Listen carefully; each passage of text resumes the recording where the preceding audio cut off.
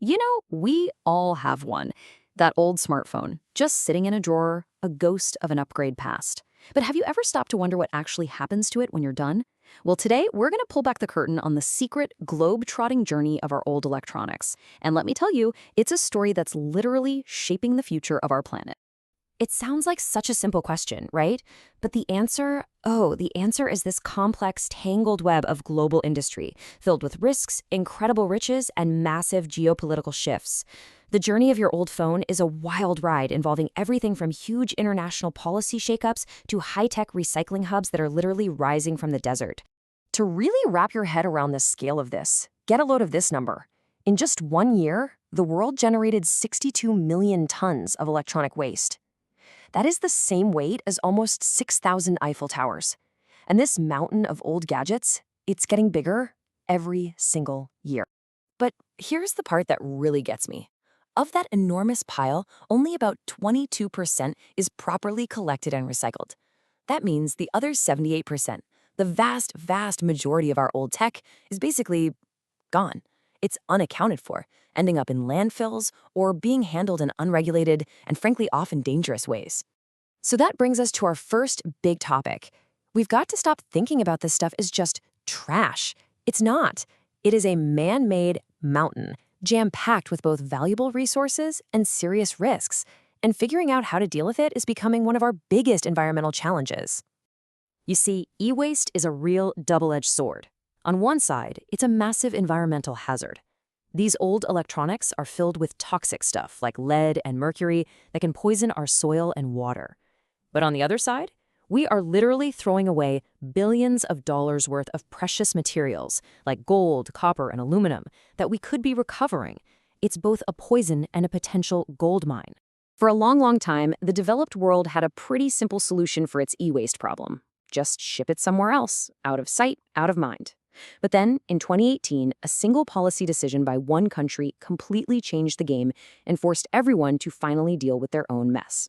So, for ages, China was the world's biggest importer of scrap and waste. For a lot of developed countries, it was just super convenient and cheap. You just collect all your recycling, put it on a boat, and forget about it. But as you can imagine, this created a massive environmental burden for China. And this was the turning point. It started back in 2013 with a policy called Green Fence, where China started getting really strict with inspections. Then, the hammer really fell in 2018 with the National Sword Policy, which slammed the brakes on most waste imports. By 2021, the door was almost completely shut. The entire global recycling system was thrown into chaos, and the world was desperate for a new plan. But you know what they say, with crisis comes opportunity. As the old system just crumbled, a new one started to take shape. And, kind of out of nowhere, a new global crossroads for used electronics started popping up in the heart of the Middle East. And this new hub emerged with incredible speed. Experts who were actually on the ground, people like former Brightstar GM Ahmed Ashraf, started noticing these huge volumes of secondhand phones flowing through Dubai, which was rapidly turning into the central hub for this booming market. So why the UAE? Well, its rise wasn't an accident. It was more like a perfect storm. It already had a strong industry for refurbishing and reselling electronics. It's home to a massive, state-of-the-art recycling facility. Plus, its location is just perfect for serving growing markets in the Middle East and Africa. And the really crucial part, it has strong government support pushing for what's called a circular economy. And this isn't just some flash in the pan. We're talking about a seriously booming market.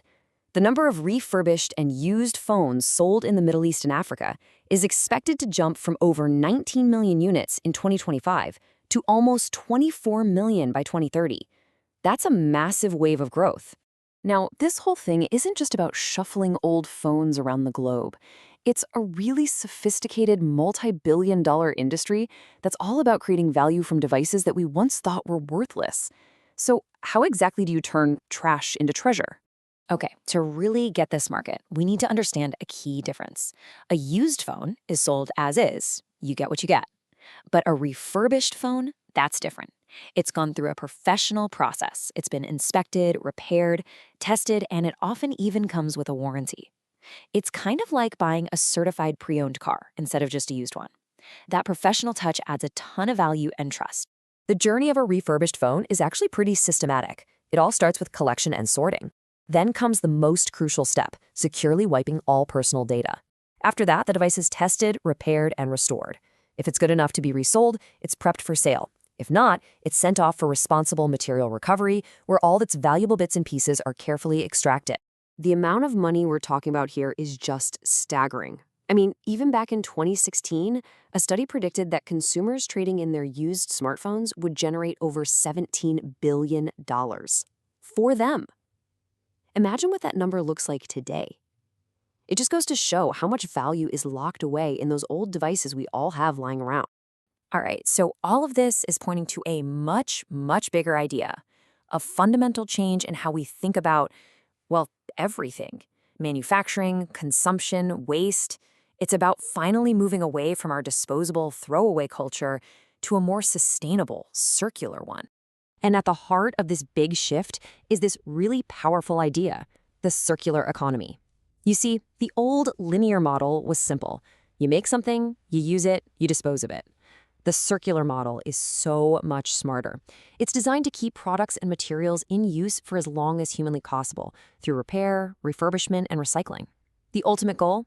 To design waste out of the system entirely. And the ripple effects of this shift are being felt everywhere. We're seeing new manufacturing and export powerhouses like India pop up. Companies in Europe and North America are now actually investing in their own domestic recycling facilities. And governments are adopting new policies that make the company that made the phone responsible for what happens to it at the end of its life. But the work is nowhere near done. There is one massive, complex challenge that lies ahead, and it's hiding inside every single one of our devices: the battery. The goal, as battery recycling CEO Rajat Verma puts it, is to make recycling simpler, safer, and more cost-effective. Cracking that code is absolutely essential if we're going to build a truly sustainable system for all our electronics, from the outside case all the way down to the core. So, the next time you look at that old phone sitting in your drawer, think about this incredible journey. It's a story about a global problem, some really innovative solutions, and a massive shift in our entire economic model. And it leaves us with one final question to think about. Is that old device in your hand just trash, or is it the raw material for the world's next treasure?